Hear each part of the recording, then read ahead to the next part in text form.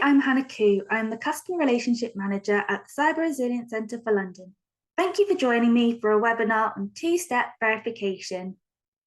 For those who do not know who we are owned by the Mayor's Office for Policing and Crime and part of a network of 9 other centres across England and Wales.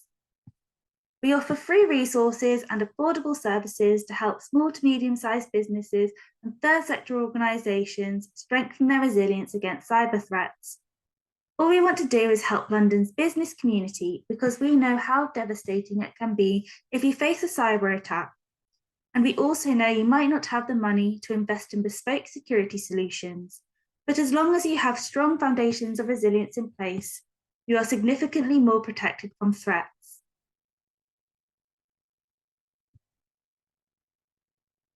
Today, I'm going to be discussing the importance of two-step verification, or two-factor authentication, 2FA, multi-factor authentication, and yes, I can chat about this topic for 15 to 20 minutes.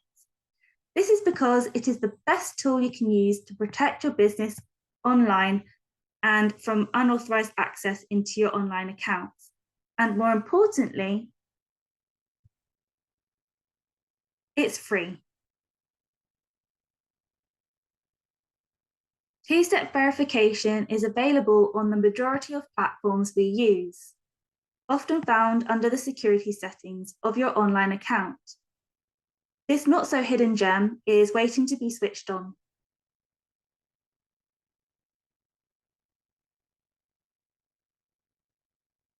Why is two-step verification so important? Passwords are the keys to unlocking the doors to our online accounts, but they are no longer effective at keeping them secure on their own. They can be compromised in a data breach or easily guessed because they are commonly used or cracked quickly by a computer. And then there is fraud. Criminals email you to verify your account, click the link and log in. But instead of authenticating who you are sending your details to the criminals. In July, Twitter verified users were being scammed through direct messaging, saying their account will be suspended within 4 hours if they do not click on the link and authenticate their account. In giving away login details, the Twitter accounts were hacked and scamming other verified Twitter users.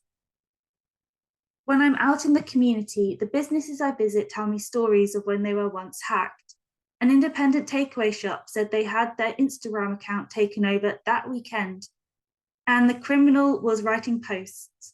Luckily, many of their customers recognized the tone of voice of the posts were inconsistent and not the correct user, but others may have fallen victim to fraud themselves if they believed the posts to be true.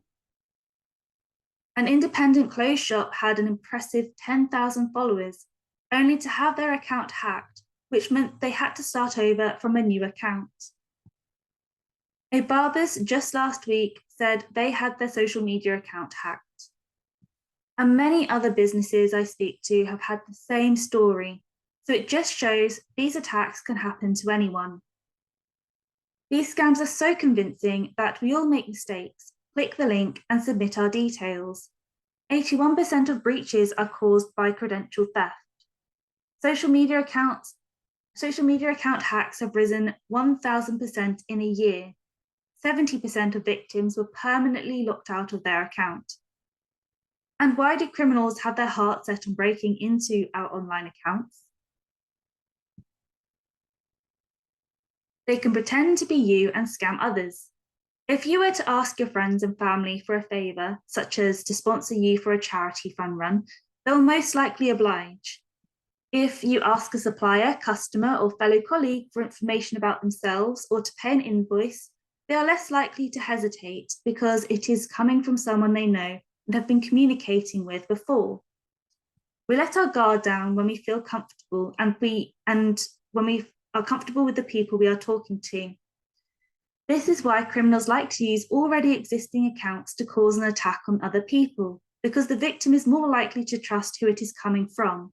If they pretend to be you and send an email to a supplier asking them to pay an invoice, they will most likely pay it, but it will be going to the criminal instead of you. Similarly, that invoice could contain malware that infects the recipient's system, causing disruption to their business and possible data loss. 71% of social media accounts that were hacked had friends contacted by the hackers. This just highlights the domino effect of when social media accounts are hacked. One gets hacked, then another, and so on. So it becomes our responsibility to protect our followers and in turn, our reputation. When an email is a targeted attack, this is known as spear phishing. Phishing in the generic form is when a criminal sends a generic email to millions of people in the hope someone will take the bait and click on the link or open an attachment. You are far more likely to fall victim to spear phishing. Criminals are now targeting smaller organizations because they see them as the weak link in the supply chain.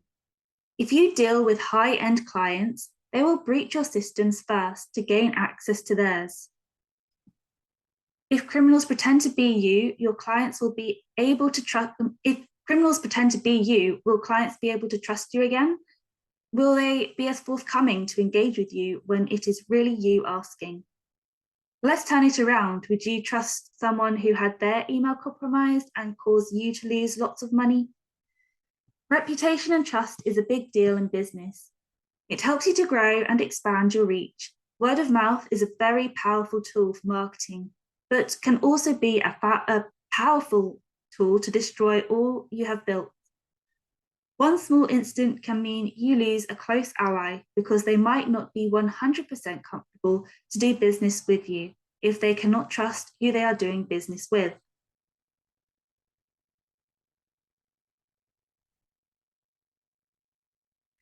Account takeover not only leads to reputational damage, but it can also lead to data loss. To be compliant with the General Data Protection Regulation, organizations must have appropriate security in place to prevent the personal data held from being accidentally or deliberately compromised. Having two-step verification in place protects your business, your data, and helps you to remain compliant against legal obligations. Data is information that can identify a living human being. So first name, last name, date of birth, address, email address, phone numbers, and more. And this data must be protected. Further information about your legal obligations when collecting data can be found at the Information Commissioner's Office.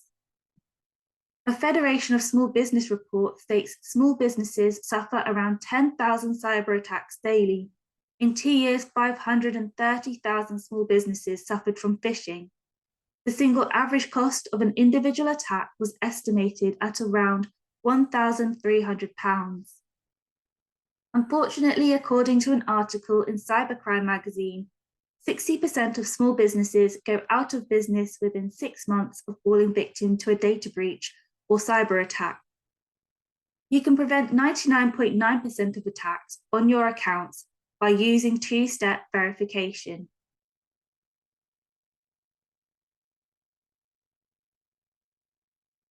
So what is two-step verification? Two-step verification means you need a second method of authentication in addition to your username and password when you log in from an unrecognized device. If your password is ever compromised and criminals try and break in, your account remains secure because they do not know this information. You can select the ways in which you would like to set up two-step verification.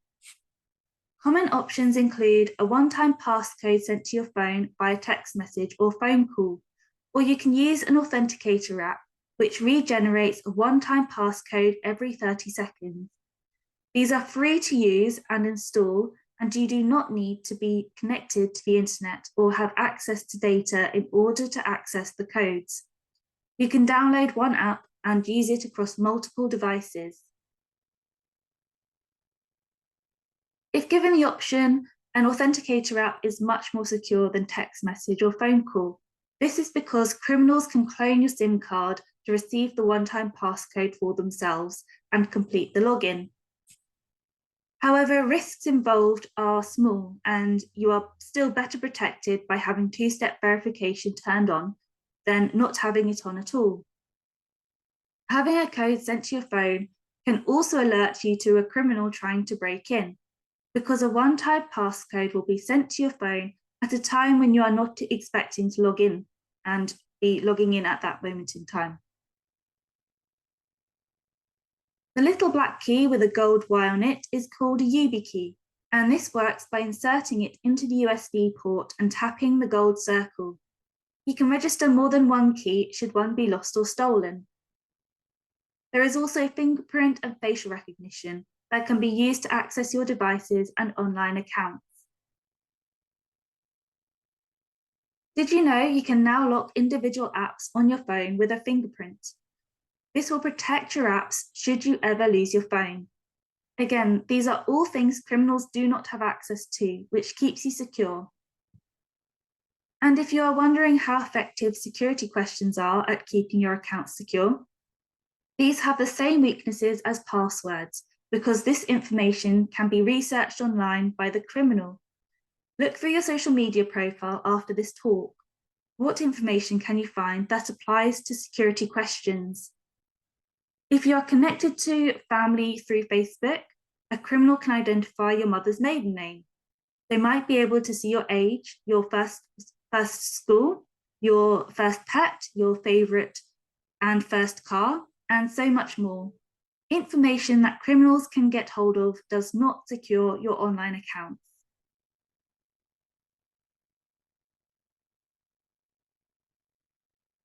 Remember to download your backup codes and store them somewhere safe.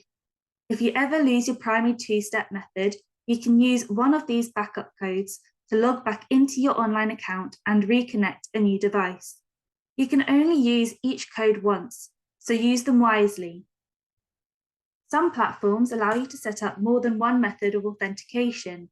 Like for Twitter or Google, you can use a combination of a one-time passcode sent to your phone and a YubiKey, so that if your phone goes missing, you still have the YubiKey to log in and reconnect another phone.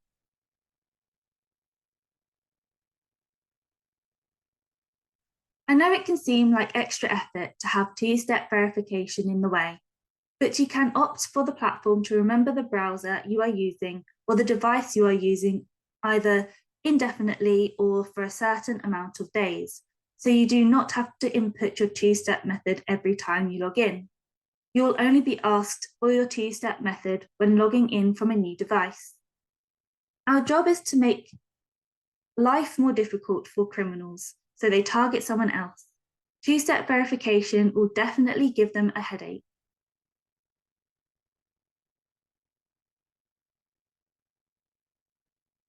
I hope you enjoyed today's webinar. More information can be found on our website and social media channels, including step-by-step guides on where to find your two-step verification settings. We are always looking for new ways of helping businesses and would welcome your feedback. If you could take the time to complete this short survey whilst it's fresh in your mind, it would be appreciated. As a thank you for joining me today, I would like to offer you a free first step web assessment valued at £250. This is a light touch assessment of your website, looking at what cybercriminals look for if the website is vulnerable, outdated components, sensitive information, and additional risks. You will then receive a report on where these vulnerabilities are, how criminals can exploit these vulnerabilities, and how you can secure them. This is great if you have not had a web assessment before and is only half a day's work. If you have signed up as a community member and filled in the additional information about your business, email me with the email on this slide so I can get you started with the service.